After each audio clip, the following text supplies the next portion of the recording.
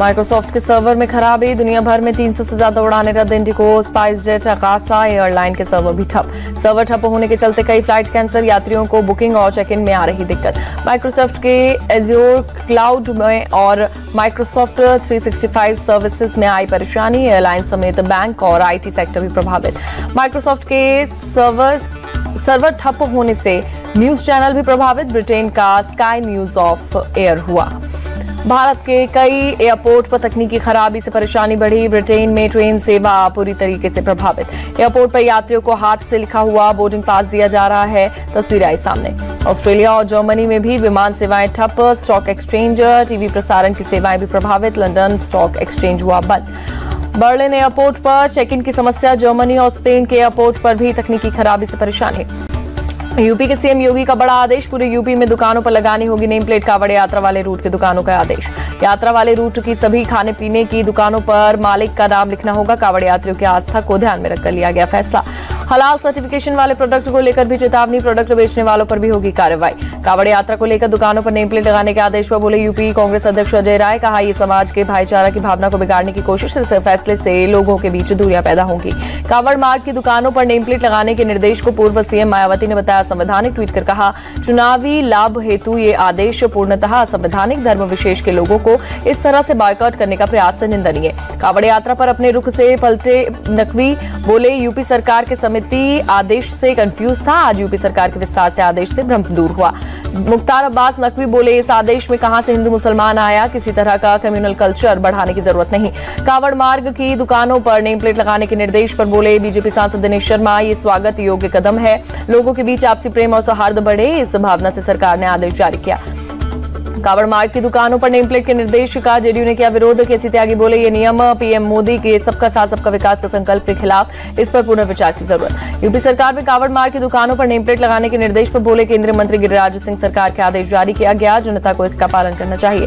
हरिद्वार में कावड़ मार्ग पर पुलिस ने होटल के बाहर मालिक का नाम न लिखने वाले 13 होटल का चालान किया। लापरवाही करने वाले होटल ढाबों पर कार्रवाई तेज। जयपुर में मीट की दुकान के बाहर झटका या हलाल दिखना हुआ अनिवार्य। नगर निगम ग्रेटर की महापौर की कार्यकारिणी की बैठक के बाद लिया गया फैसला। गोंडा ट्रेन हादसे में साजिश का कोई सबूत नहीं। स्पॉट पर छानबीन में अब तक नहीं हुई धमाके की पुष्टि। ट्रेन के लोको पायलट ने हादसे के वक्त धमाके जैसी तेज आवाज का किया दावा। यात्रियों के मुताबिक बोगी के टकराने से हुई थी आवाज। गोंडा में हुए रेल हादसे के बाद ट्रैक पर मरम्मत का काम जारी। कल चंडीगढ़ डिब्रूगढ़ एक्सप्रेस ट्रेन पर हुई डिरेल, 3 लोगों की मौत और 30 लोग हुए थे घायल। गोंडा रेल हादसे पर बोले पूर्वोत्तर रेलवे के सीपीआरओ पंकज कुमार सिंह, जो डिब्बे पटरी से उतरे थे उन्हें हटा दिया है। बहाली का कार्य तेजी से चल रहा है। 800 से ज्यादा कर्मी बहाली के कार्य में जुटे। गोंडा रेल हादसे पर बोले आरजेडी नेता मनोज झा, सरकार को आम जनता की चिंता नहीं। 92% जनता ट्रेन से सफर करती है, सरकार रेलवे सेफ्टी पर क्यों नहीं ध्यान दे रहे। जम्मू कश्मीर के पुंछ में एक सरकारी अस्पताल के क्वार्टर की छत पर जिंदा हैंड ग्रेनेड बरामद। इलाके में जारी किया गया अलर्ट। डोडा में आतंकवादियों पर कसा सुरक्षा बलों का शिकंजा। शौकत अली नाम के एक शख्स को आतंकवादियों की मदद के आरोप में किया गया गिरफ्तार। सुरक्षा बलों का आतंकवादियों की तलाश में सर्च ऑपरेशन जारी। 2000 से ज्यादा जवान तलाशी में जुटे। जम्मू कश्मीर के केरन सेक्टर में एलओसी के पास घुसपैठ की कोशिश कर रहे 2 पाकिस्तानी आतंकवादियों को सुरक्षा बलों ने ढेर किया। आतंकियों के पास से भारी मात्रा में हथियार बरामद। लखनऊ में कल आरएसएस और यूपी बीजेपी की कोर कमेटी की बैठक होगी। सीएम योगी, दोनों डिप्टी सीएम समेत संघ के बड़े पदाधिकारी बैठक में लेंगे हिस्सा।